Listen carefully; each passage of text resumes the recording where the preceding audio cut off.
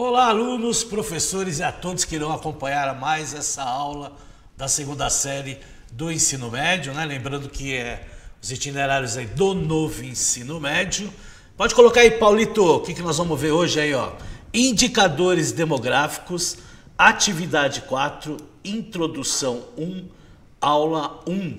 Eu sou o professor Antônio Russo Júnior, professor de Geografia do Centro de Mídias. O aprofundamento que nós vamos estar vendo aí é o hashtag Quem Divide Multiplica. A unidade curricular 1, números também importam. E componente curricular 3, demografia e investigação das populações humanas. Então chegamos aí à penúltima atividade deste componente 3 aí que nós estamos vendo aí sobre as questões demográficas, né? E vamos trabalhar aí a introdução deste componente. Vamos lá para a próxima tela para ver as habilidades aí dos eixos estruturantes. Tá aí, ó, as habilidades que fazem parte aí do eixo estruturante investigação científica são as habilidades 01, 02, 03, 06 e 12. Né? Sempre lembrando a vocês que essas habilidades estão no mapa, né, do hashtag Multiplica aí, que vocês já estão habituados a ver. Então eu sempre lembro aí para vocês estarem entrando, né, no mapa, né, que é o material de apoio pedagógico aí do hashtag Quem Divide Multiplica, e aí vocês vão estar tendo toda a descrição dessas habilidades. E aí nós temos habilidades do currículo paulista. Tá aí a habilidade do ensino médio, que vai da primeira à terceira série, habilidades de ciências humanas sociais aplicadas 205, 402 e 404. O objetivo é entender a importância dos indicadores sociais e econômicos para uma melhor compreensão das características dos países. E aí, entrando aí nesse assunto aí de indicadores sociais, né, nós vamos ver um vídeo, na verdade a parte, né, a primeira parte desse vídeo. Na próxima aula a gente vai ver a segunda parte, que fala sobre indicadores sociais, passado, presente e futuro. Daqui a pouco nós voltamos. Atlanta, Houston, no action on the MPS H2 out P. 3, 2, 0, and liftoff for the final launch of Endeavour, expanding our knowledge, expanding our lives in space. Pera aí, o que indicadores sociais têm a ver com a NASA? A data assim que a gente pode colocar como inaugural do chamado movimento de indicadores sociais se deu em 1966, né, nos Estados Unidos, num seminário da NASA, que é muito curioso, né?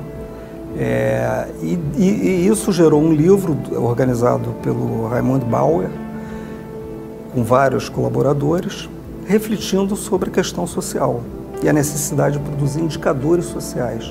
O movimento começa nos Estados Unidos na década de 60, né, na verdade, basicamente pelas mesmas razões que ele começou a disseminar em outros países, né? A dificuldade de manter o estado de welfare, a ideia de que era preciso planejar, a ideia de que o desenvolvimento econômico não trazia no seu bojo uma maior equidade social. Essas ideias fizeram que se pensasse em novas informações que dessem conta mais especificamente do social. Os conflitos sociais ocorridos nessa época evidenciaram que o crescimento econômico não era suficiente para garantir condições de vida digna para as pessoas. Era necessária a criação de indicadores sociais, que, integrados aos indicadores econômicos, forneceriam um quadro mais abrangente dos problemas sociais do país. Foi o início de um movimento que ultrapassou as fronteiras americanas e chegou ao Brasil. Nos anos 60 já começam os primeiros relatórios de indicadores sociais no mundo, organizados principalmente pela Divisão de Estatísticas das Nações Unidas, e isso também se reflete no Brasil. E na administração do professor Isaac, no ano de 1973, se cria no IBGE o Grupo Executivo de Indicadores Sociais. Quando surge aquilo ali, no início da década de 70, é como se o Brasil e o IBGE estivessem antenados com essas transformações internacionais. Esse grupo, ele não era um grupo que só produzia indicadores e fazia análise de indicadores. Era um grupo que produziu um conhecimento sobre determinado tema. E o conhecimento que se tornou referência no Brasil. Culmina com a divulgação ao final da década de 70 de um robusto relatório de indicadores sociais, pegando várias instâncias do social, mas procurando dar uma costura disso como um painel da sociedade. As mudanças tecnológicas e a crescente demanda por informações sociais exigiram uma resposta rápida do IBGE. E em 1999 começou a ser publicada a Síntese de Indicadores Sociais, publicação dinâmica voltada para a análise das condições de vida da população brasileira. Desde então, a Síntese de Indicadores Sociais vem sendo divulgada anualmente, acompanhando uma série de temas necessários à compreensão da realidade social do país. Começou também a haver um interesse maior da sociedade pelas informações, e não só pelas informações, pela transparência também. Então, o IBGE foi sendo, de alguma maneira, cobrado a produzir incessantemente mais informações e mais detalhadas.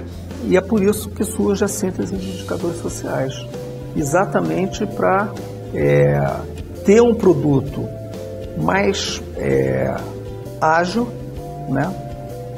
Que tivesse uma periodicidade mais curta, né? E que, ao mesmo tempo, representasse a realidade nacional, fizesse um diagnóstico sobre a realidade nacional. Então, acho que ela meio que respondeu essa demanda que vem muito forte da área de indicadores sociais pela questão das áreas sociais terem sido colocadas como prioritárias nesse período, né? Que aí você vê a questão do Fome Zero, da educação, de programas de transferência de renda, etc. Isso veio tudo nos anos 2000, então acho que ela veio para responder isso e veio. O que está sendo produzido, pelo menos que eu vejo na síntese, é um material de excelente qualidade, que cumpre todas as funções do que eu acho que deve ser um indicador social dentro do meu pragmatismo, inclusive, que é isso de informar e criar conhecimento. Nas décadas de 80 e 90, foram celebradas parcerias entre o IBGE e o Unicef, que subsidiaram a formulação de políticas públicas com foco nas crianças e adolescentes brasileiros. Mais recentemente, a participação no Plano de Trabalho dos Objetivos de Desenvolvimento do Milênio e dos Objetivos de Desenvolvimento Sustentável reforça o comprometimento da instituição em retratar a situação social dos brasileiros. Bom, isso aí. Então, a primeira parte aí desse vídeo, né? Então, vocês viram a importância, né, de a gente apresentar todos esses índices aí, tanto social como econômico, que a gente vê aí nesse componente aí, que começamos aí mostrando, né, as empresas, né, que vê essa questão aí como IBGE, né, como outras empresas aí que acabam, né, fazendo essas pesquisas aí para nós termos aí esses índices. Então veja a importância desses índices, né, que até a NASA, né, detalhou essa questão aí da importância dos índices socioeconômicos. E falar em índices, a gente vai entrar aí numa introdução para ver dois principais índices que a gente utiliza aí no nosso dia a dia. Então tá aí, ó. Quando pensamos na população e nos resultados obtidos por meio de índices, podemos traçar diferentes perspectivas ligadas ao modo de produção e às diversas formas de trabalho, por exemplo. Segundo o PNUD do Brasil, que é o Programa das Nações Unidas de Desenvolvimento, o Índice de Desenvolvimento Humano, IDH, é uma medida resumida do progresso a longo prazo em 3 dimensões básicas do desenvolvimento humano: renda, educação e saúde, que vai de uma escala de 0 a 1, sendo que quanto mais perto do 1, significa que o país estudado apresenta um melhor IDH. Então, quando a gente fala sobre a questão do IDH, ele basicamente pega a renda, educação e saúde como formas de índices para verificar se o país, né, está, né, com uma qualidade de vida para a sua população. O país, um estado, um município, né? A gente tem diversas formas aí de estar vendo esses índices. O interessante é retratar que o IDH, ele pega 2/3 desse seu índice na parte social, porque fala da saúde e da educação. E 1/3 é econômico, que fala aí da renda, tá certo? Então é importante também retratar isso aí, né, e até dar um parâmetro bem aprofundado dos índices que são apropriados dentro dessas 3 relações aí do IDH. E também tem essa questão da tabela de 0 a 1, né, dessa escala de 0 a 1, que quanto mais próximo de 1, né, melhor as condições do padrão de vida deste país. Então, o país que está mais próximo de 1, ele tem uma qualidade de vida melhor do que países que estão mais próximo do 0. Então, é importante também retratar essa relação aí. E quando for estudar o IDH, o próprio aluno que já está na 2ª série de ensino médio já deve ter visto isso, né, dessa questão aí do IDH da 1ª série e tanto no ensino fundamental. Ele tem que ver que a importância desse índice é de ver até que padrão esses países estão da qualidade, aí, principalmente na área social, né? Porque muitas vezes a gente faz uma comparação com a questão econômica do país, né, e quando vê a questão social, ela está bem diferente. Então o IDH proporciona isso. Se a realidade econômica do país é a mesma realidade social que nós temos deles. Então, por exemplo, eu dou um exemplo assim da China. A China, que é a 2ª maior potência econômica do mundo, né, quando a gente observa o índice IDH dele, ele está acima de 100. Então ele está bem longe dos primeiros países aí do índice de desenvolvimento humano.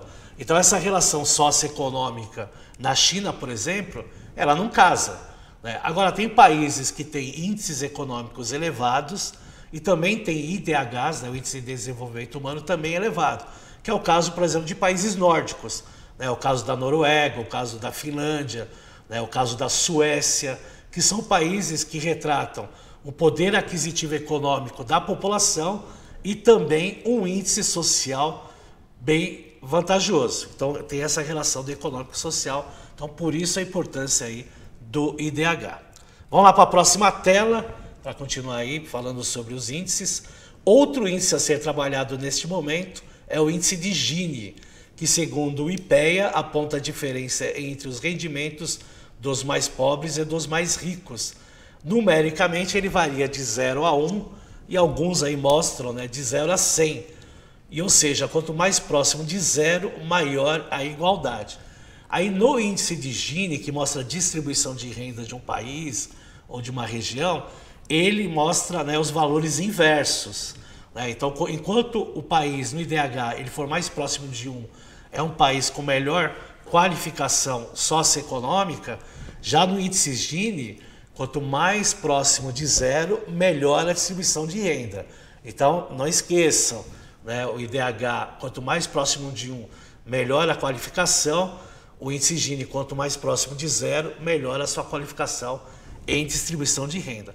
E esses dois índices, eles são muito importantes porque eles retratam, né, o poder, né, econômico e social de uma sociedade, né, de um país, como eu falei, de um estado, até de um município, de uma região em si, né, na qual a gente pode fazer aí, né, comparações entre a relação socioeconômica de uma sociedade. Né? Então, é importante essa relação. Vamos lá ver o IDH? Então, vamos lá começando a ver pelo IDH. O IDH, que é o Índice de Desenvolvimento Humano, que é o IDH, compara indicadores de países nos itens riqueza, alfabetização, educação, esperança de vida, natalidade e outros, com o intuito de avaliar o bem-estar de uma população, especialmente das crianças. Ele varia de 0 a 1 e é divulgado pelo Programa das Nações Unidas para o Desenvolvimento, PNUD, em seu relatório anual. Então veja a importância aí do IDH, né, que basicamente ele retrata essa questão da saúde, da renda, da educação, mas dentro da saúde você tem aí a expectativa de vida, né, que é a esperança de vida, você tem a taxa de natalidade, você também tem uma relação com a taxa de mortalidade infantil, né? No caso da educação, você tem a questão da taxa de matrículas das crianças aí, dos jovens na educação básica, né? A aprovação, então tudo isso aí está relacionado aí, né, com a renda, está relacionado com a educação e está relacionado com a saúde. A renda, por exemplo, a gente verifica lá o PIB per capita do país, né? Essa distribuição de renda, né, que a gente verifica aí quanto à relação aí do PIB e da relação da população, tá certo? Vamos lá para os objetivos do IDH. O objetivo da criação do Índice de Desenvolvimento Humano foi oferecer um contraponto a outro indicador muito utilizado, que é aí o Produto Interno Bruto, PIB, per capita, que considera apenas a dimensão econômica do desenvolvimento. Criado por Mahmoud Haq, com a colaboração do economista indiano Amartya Sen, ganhador do Prêmio Nobel de Economia de 1998, o IDH pretende ser uma medida geral e sintética do desenvolvimento humano. E é o que eu falei antes para vocês, né? Então não adiantava ver só a questão do PIB, né, a questão econômica do país, e não relacionar com o social econômico da população. Então o exemplo da China que eu dei para vocês é um exemplo de vários países que a gente pode dar para vocês. Por exemplo, o Brasil, que é o 12º PIB mundial, né, ele está lá em 73º no IDH. Então a relação entre economia e a questão socioeconômica, né, principalmente o social, está muito discrepante, né? Então essa relação ela tem que ficar cada vez mais próxima, né, melhorando aí as condições, né, e as qualificações aí no padrão de vida da sociedade. Logicamente relacionando com a economia, mas também, né, com aqueles aparelhos públicos, né, na questão aí da saúde, na questão da educação, transporte público, todos esses deveres, né, que o governo, né, no caso o Estado, tem que ter como direito do cidadão, que está na nossa Constituição aí de 1988, tá certo? E aí o que falta no IDH? Então vamos lá, o que falta no IDH? Apesar de ampliar a perspectiva sobre o desenvolvimento humano, o IDH não abrange todos os aspectos de desenvolvimento e não é uma representação da felicidade das pessoas, nem indica o melhor lugar no mundo para se viver. Democracia, participação, equidade e sustentabilidade são outros dos muitos aspectos do desenvolvimento humano que não são contemplados no IDH. Né? Então tem essa relação política, tem essa relação participativa da sociedade que também aí não acaba envolvendo aí, e segundo o PNUD, né, segundo a ONU, né, essa relação ela tem que ser incrementada, né, dentro aí de um índice na qual mostra, né, uma relação geral da população dentro do seu país.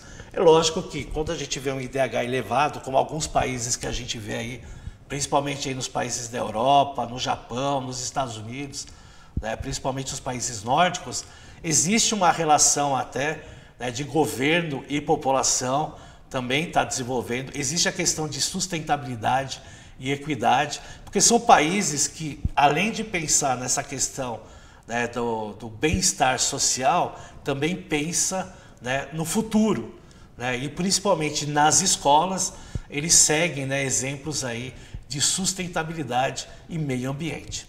Vamos lá para a próxima tela e a gente vai ver aí como é calculado o IDH. Né? Então, o que é o IDH é uma forma de comparar a qualidade de vida em diferentes países do mundo. O índice é medido aí em uma escala de 0 a 1, como vocês viram anteriormente. E aí nós temos aí, formado aí por 3 pilares.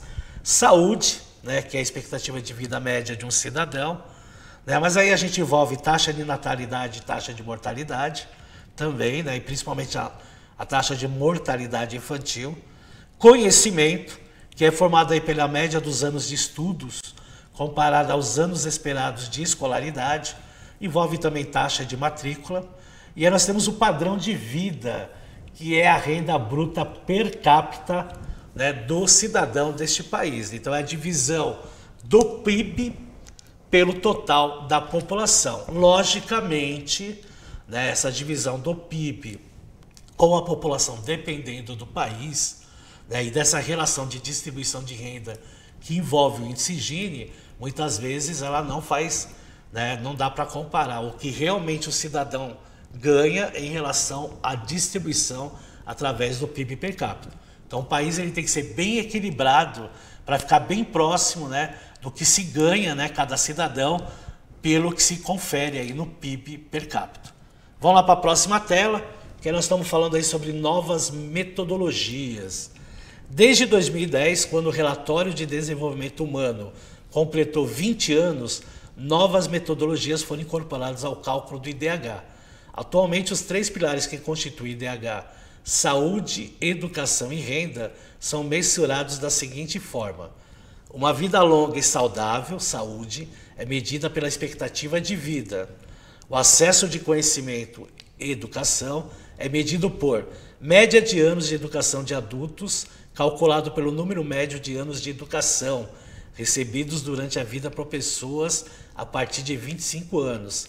Expectativa de anos de escolaridade para crianças na idade de iniciar a vida escolar, calculado pelo número total de anos de escolaridade que uma criança na idade de iniciar a vida escolar pode esperar receber se os padrões prevalecentes de taxas de matrículas específicas por idade permanecerem os mesmos durante a vida da criança. E o padrão de vida, a renda, é medido pela renda nacional bruta per capita expressa em poder de paridade de compra constante em dólar, tendo 2005 como ano de referência. Então, através dessas novas metodologias aí que vem sido colocada aí no IDH em 2010, se aprofunda aí a questão do leque, né, na questão aí da educação, quando você fala em taxa de matrícula, né, a previsão de anos, né, que um cidadão estuda, né, ou acima de 25 anos, ou na sua faixa escolar, a questão da renda, né, que envolve aí não só o PIB per capita, mas a renda, né, de cidadão, o poder de compra que ele tem para comprar, lembra que eu citei aí anteriormente, e a questão aí da saúde, que envolve aí as taxas de mortalidade, tanto a taxa de mortalidade como a taxa de mortalidade infantil, a expectativa de vida, a taxa de nascimento, né, para ver aí essa relação, né, geral aí cada vez mais incorporada aí no IDH. Vamos lá fazer uma comparação do Brasil com os top 3 de IDH? Então tá aí na tela para vocês. Isso aí é uma comparação em 2018. Então o IDH tá lá. Primeiro da Noruega, que foi em 2018 com 0,954. Em segundo a Suíça, 0,946. Terceiro a Irlanda, 0,942. No ano de 2018, o Brasil estava em 79º com 0,761 no IDH. A expectativa de vida, a Noruega aí, em torno aí de 82,3 anos, a Suíça 83,6 anos, a Irlanda 82,1 anos e o Brasil 75,7 anos. Anos esperados de estudo, a Noruega 18,1 ano, Suíça 16,2 anos, a Irlanda 18,8 anos e o Brasil 15,4 anos. A médias de anos de estudo, a Noruega 12,6 anos, a Suíça 13,4 anos e a Irlanda 12,5 anos. O Brasil 7,8 anos. E aí, né, dos valores aí que aparecem do IDH, nós temos a renda per capita anual, na qual a Noruega, né, o norueguês tem, em média, por ano, recebe 68.059 dólares, o suíço em torno de 59.375 dólares, o irlandês em torno de 55.660 dólares e o brasileiro em torno de 14.068 dólares. Né? Acho que de todos os índices que a gente observou aí, né, a renda aí realmente ela é bem discrepante, não que os outros também não sejam, né, mas em menor proporção. Então vejam que o Brasil em 79º lugar, né, fazendo uma comparação com os 3 primeiros em 2018, ainda está aquém, né, no fator aí, tanto social como também econômico. Vamos lá para a próxima tela, que a gente vai lá ver aí a primeira publicação do IDH, publicado aí pela primeira vez em 1990, o índice é calculado anualmente. Desde 2010, sua série histórica é recalculada devido ao movimento de entrada e saída de países e às adaptações metodológicas, o que possibilita uma análise de tendências. Aos poucos, o IDH tornou-se referência mundial. É o índice-chave dos Objetivos de Desenvolvimento do Milênio das Nações Unidas e no Brasil. Tem sido utilizado pelo governo federal e por administrações regionais por meio do Índice de Desenvolvimento Humano Municipal. Aqui no Brasil a gente tem o IDH-M, que aí verifica o índice de cada município. Até é interessante isso, porque aí você tem um afunilamento aí, dos dados, e aí você percebe quais são os principais municípios e quais são os municípios que necessitam de uma maior ajuda, principalmente do governo federal. Aí eu trouxe um mapa aí do Índice de Desenvolvimento Humano aí de 2019, na qual os países que estão em verde escuro, são os países aí que se destacam no índice acima de 0,900, ou que a gente chama aí de índice muito elevado. Os que estão nos verdes mais clarinhos vão baixando o nível, mas os que estão em verde, eles são considerados IDH alto ou muito alto. Os que estão amarelo, índice médio, junto com os de laranja, e os que estão em vermelho, e o vermelho mais escuro, índices baixos. Então a gente percebe que os índices mais baixos estão aí, principalmente no continente africano. Então no continente africano nós temos índices médios e índices baixos de IDH. O Brasil está no índice alto, mas quase aí praticamente no índice médio. Então está entre o médio e o alto. Está numa projeção aí um pouco maior do que boa parte dos países da América Latina, com exceção do Chile, do Uruguai e da Argentina. Vamos lá ver o IDH-M. O IDH-M é um ajuste metodológico do IDH global. Ele foi publicado em 1998, a partir dos dados do censo de 1970, 1980 e 1991. E em 2003, a partir dos dados do censo de 2000. O indicador pode ser consultado nas respectivas edições do Atlas do Desenvolvimento Humano do Brasil, que compreende um banco de dados eletrônico com informações socioeconômicas sobre todos os municípios e estados do país e do Distrito Federal. Uma nova versão do Atlas, com dados do Censo 2010, está sendo produzida pelo PNUD e deve ser lançada aí no início de 2013, como já foi lançado, e vocês podem acompanhar aí através do link aí que está abaixo, nesse slide aí. Tá certo, galerinha? Então é isso aí, ó. Agora nós temos aí a orientação para o aluno, pode colocar aí na tela, pode colocar tudo aí, que acho que eu coloquei aí uma... Isso! Então tá aí, ó. Apresente aí aos estudantes os dados do Brasil e do mundo, expondo o que esses números representam na prática. Indicamos para esse momento o Atlas do Desenvolvimento Humano no Brasil. Aí pode apertar de novo aí, Paulito. Tá, isso, tá lá. O Atlas do Brasil, como eu citei para vocês, aí tá o link, e aí vocês podem acessar e vai ter dados aí de todos os municípios do Brasil. Agora tem lá também o Entenda o Índice Gini, tá certo? Que aí vocês também podem acessar, tá? Que aí ele vai estar mostrando aí o Índice Gini, e tem uma matéria no jornal da USP que apresenta aí uma plataforma digital que traz indicadores sociais inéditos sobre o estado de São Paulo. Então também tem aí o link, e aí vocês também podem fazer a pesquisa.